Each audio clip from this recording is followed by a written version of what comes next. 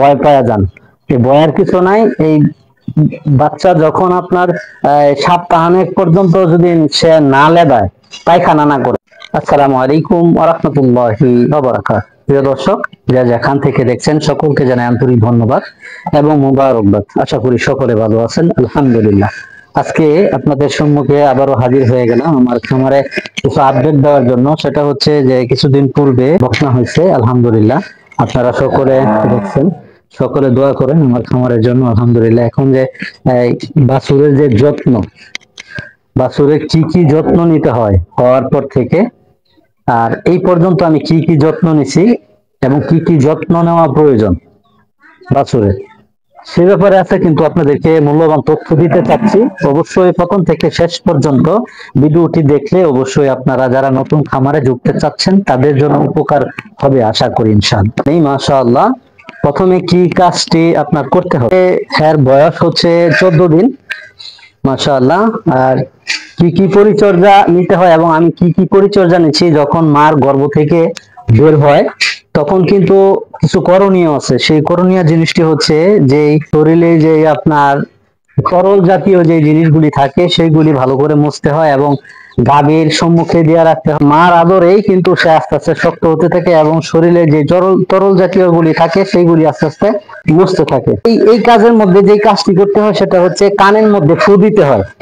এভাবে কানের মধ্যে ফু দিতে হয়। কানের ছিদ্র আপনার যে ময়লাগুলি থাকে সেগুলো যদি বন্ধ থাকে, এই ফুয়ার কারণে কিন্তু আপনার দূর হয়ে যায় এবং সে কানে শুনতে পায়। তৃতীয় নাম্বার যে কাজটি হচ্ছে তার মুখে ফু দিতে হয়। তো এই আপনার নাভির জন্য কোনো কিছু ব্যবহার করি না, শুধু মাছি না হওয়ার জন্য যে প্রসেস গুলি করতে হয় আমার কাছে এর আগে আপনাদেরকে বলছিলাম, শিশুর তেল আছে, এটা দিলে মাছি বয় না।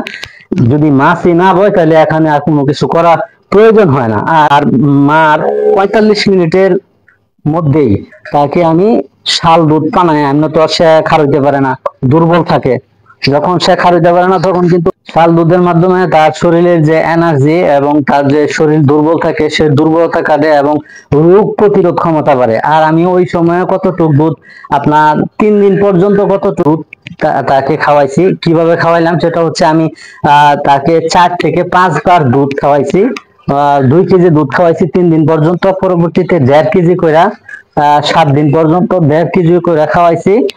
আপনার আমি যে ফিটার দিয়ে খাওয়াইছি, আলহামদুলিল্লাহ। এই যে ফিটার, অনেকে আপনারা দাম জিজ্ঞেস করেন যে ফিটার কত করে। এটা কিন্তু ফিটার বলতে জিঙ্ক থাকে, এটা কোম্পানি একটা সিস্টেম করছে। এবং এই যে এটা যেটা আপনাদেরকে দেখাবো যে বান, সেই বানটা কিন্তু 100 টাকা নেই, আগলা পাওয়া যায়। আর এই ফিটার কিন্তু আপনার দোকানে পাওয়া যায়, অবশ্য যে দোকানে ঔষধ বিক্রি করে, গরুর ওষুধ গুলি বিক্রি করে ফার্মেসিতে, সেই দোকান থেকে আপনারা ক্রয় করতে পারেন। এই ফিটার বলতে এটা 250 টাকা নিচে জিঙ্কের বোতল। আমি গরুকে জিঙ্কও খাওয়াই নিলাম এবং তার ফিটারের কাজও দিল, আলহামদুলিল্লাহ। এটা কিন্তু 2 লিটারের একটা বোতল। আমি তাকে 5 দিন পর্যন্ত 1.5 লিটার করে খাওয়াইছি। প্রথমে 4 থেকে 5 বার খাওয়াইছি, পরবর্তীতে দিনে 3 বার খাওয়াইছি। পরে এখন আমি খাওয়াচ্ছি 7 দিন পর থেকে 2 লিটার করে খাওয়াচ্ছি। এটা সকালে 1 বোতল, বিকালে 1 বোতল, 2 লিটার 4 লিটার যাচ্ছে এখন তাকে। যেহেতু 14 দিন বয়স হয়ে গেছে, এখন তাকে 4 লিটার করে খাওয়াইতেছি, আলহামদুলিল্লাহ। আশা করি আরো কিছুদিন গেলে অবশ্যই তাকে আরো 1 কেজি দুধ আমি বাড়াবো ইনশাআল্লাহ, 5 লিটার দুধ খাওয়াবো।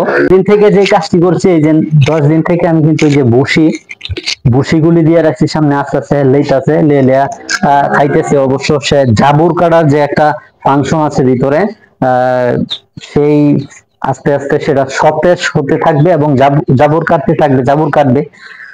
এইভাবে কিন্তু তার পরিচর্যা করি। যে দেখেন আলহামদুলিল্লাহ আগে থেকে অনেকটা মোটামুটি বড় হয়ে গেছে বাছুর। এই যত্ন করে যদি আপনি নিতে পারেন। আর সবচেয়ে গুরুত্বপূর্ণ জিনিস হচ্ছে আপনার, অনেকে চিন্তা ভাবনা করেন যে সে বাছুর তো লেদাইতেছে না, বাছুর অনেক সময় ভয় পাওয়া যান। এই ভয়ের কিছু নাই। এই বাচ্চা যখন আপনার সপ্তাহানেক পর্যন্ত যদি সে না লেদায়, পায়খানা না করে, তাইলেও কিন্তু কোনো সমস্যা নেই, এটা জেনে রাখবেন। কিন্তু প্রস্রাব যদি সারাদিনের মধ্যে সে যদি না করে, তাহলে তার ট্রিটমেন্টের প্রয়োজন হয়, ডাক্তারের প্রয়োজন হয়। এটা নানান ধরনের সমস্যার সম্মুখীন হতে হয়। পায়খানা যদি আপনারা দেখেন যে পায়খানা 2 দিন 3 দিন পায়খানা করে নাই, বাথরুম করে নাই, তাহলে কিন্তু কোনো চিন্তা ভাবনা করার কোনো প্রয়োজন নাই। এটা আসলে খুবই একটা গুরুত্বপূর্ণ জিনিস, সেটা আপনাদেরকে জানিয়ে দিলাম। আর আরেকটি জিনিস হচ্ছে, আপনারা অনেকেই বাইরে ছেড়ে রাখেন। ছেড়ে রাখার ক্ষেত্রে বাছুরের ক্ষেত্রে কিন্তু খুবই গুরুত্বপূর্ণ একটা জিনিস, সেটা আপনাদেরকে বলে দেই। সেটা হচ্ছে, যদি সে মাটি খায়, যদি মাটি খায় তাহলে কিন্তু সে আমাশা হতে পারে এবং পাতলা পায়খানা হতে পারে। এর থেকে বাছুর নষ্ট হওয়ার সম্ভাবনা থাকে। পরবর্তীতে কিন্তু ঔষধও অনেক সময় কাজ করে না এই ছোট বাছুর গুলার ক্ষেত্রে। এই জন্য যখনই বাইরে ছাড়বেন, চোখ কান খোলা রাখবেন এবং সে যেন মাটি না খায়, সেই জন্য তার প্রতি একটু নজর দিতে হবে। আরেকটি জিনিস হচ্ছে, আপনারা মুখোশ বানায় নিতে পারে, যেটা আমরা যখন হাল বাইতো তখন দেখতাম, আমরাও নিজেরা আল যখন বাইতো তখন অন্য ক্ষেতের মধ্যে যেন মুখ না দেয়, সেই জন্য কিন্তু মুহা সিস্টেম, মুহা আছে, এই মুখা লাগাই দিত, যেন অন্য ক্ষেতের মধ্যে সে মুখ না দিতে পারে। বাছুরকেও এরকম মুখ বানায় নিতে পারেন। এখানে আমার আশপাশে আছে কিনা, এই যে দেখেন, এই যে আমি কিন্তু এটা দিয়া, এই যে ঔষধের একটা ডিব্বা ছিল, সেটা কাইটটা পরবর্তীতে যে টেরা টেরা করে নিচ্ছি, এখানে এখানে টেরা, যেন সে শ্বাস ফেলাইতে পারে। তার মুখে যখন বাইরে বের করি, তখন আমি এটা লাগায়া পরে বের করে দিই, তার জন্য সুবিধা। এবং আপনার সে মাটি খায় না, আমার ক্ষতিগ্রস্ত হচ্ছে না। আপনারা চাইলে এরকম করতে পারেন ইনশাল্লাহ। এই যে দেখতেছেন, হ্যাঁ, মনে করতেছে দুধ খাইবো। এই যে দেখেন, মাশাআল্লাহ, এইভাবে খাওয়াইতে হয়। সে নিজেই সে কিন্তু খায়, মাশাআল্লাহ। সকলে দোয়া করবেন অবশ্য, আল্লাহ যেন বারাকা দান করে। আর এমনিতেই কিন্তু নাভি আস্তে আস্তে শুকাইতে শুকাইতে এমনিতেই কিন্তু তার নাভি পড়ে যাবে। এটা নিয়ে কোনো টেনশন করতে হবে বলে আমি আশা করি না, কারণ অনেকদিন যাবত যেহেতু বাছুর হচ্ছে, গাভী পালন করতেছি, এটা একটা আমার যেই ধারণা, আমি যে কাজগুলি করি সেই কাজগুলির উপরেই কিন্তু আপনাদেরকে জানাই এবং বোঝানোর চেষ্টা করি। আর বকনার জন্য দোয়া করবেন, একটু তাড়াতাড়ি যেন বড় হয়ে যায়, শরীর সালামতে থাকে, ভালো থাকে, সুস্থ থাকে, রোগ বালাই যেন ভালো থাকে। আবার আরেকটি কথা বলি, সেটা হচ্ছে যে বাছুরকে পর্যাপ্ত দুধ দিবেন। দুধের মাধ্যমে সে পুষ্টি গ্রহণ করবে এবং সে দ্রুত গতিতে বৃদ্ধি হয়ে থাকে শুধু এই দুধের কারণে। অন্তত 3 মাস পর্যন্ত তাকে পর্যাপ্ত দুধ দিতে হবে। আর এই বাছুরের আমি যেভাবে বলছি, প্রথমত 1 কেজি করে খাওয়াইতে হয়েছে, পরবর্তীতে 1.5 কেজি হইরা এখন 2 কেজি 2 কেজি 4 কেজি খাওয়াচ্ছি 2 বেলা। আর আরো 1 কেজি বাড়াবো ইনশাআল্লাহ। তার বাড়ার যে গঠন, সেই গঠন অনুযায়ী তাকে আমি দুধ খাবার দিয়ে থাকবো। আর এই যে বসি আছে, আপনারা এই বসিগুলি এভাবে দিতে পারেন, সে আস্তে আস্তে খাবে এবং জাবুর কাটতে শিখবে।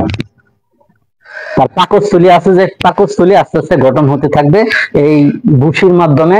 সে আস্তে আস্তে যখন ভিতরে নেবে, তখন জাবু কাটতে কাটতে তার পাকস্থলী বড় হতে থাকবে, অন্য অন্য খাদ্য তার গ্রহণ করতে সহজ হবে। আজকে এই পর্যন্ত, এভাবে আপনাদেরকে বোঝানোর চেষ্টা করি। আশা করি পাশে থাকবেন ইনশাআল্লাহ। আর যদি ভিডিওটি ভালো হয়ে থাকে, অবশ্যই সাবস্ক্রাইব করে এবং বেল-আইকনটি টিপে আমার পাশে থাকার চেষ্টা করবেন, মহাব্বত করবেন, ভালোবাসবেন। আল্লাহ তাআলা উভয় জাহানে আমাদেরকে কবুল করুন এবং উভকালে যেন আল্লাহ তাআলা আমাদেরকে সকলকে জান্নাতে একসাথে যাওয়ার তৌফিক দান করেন।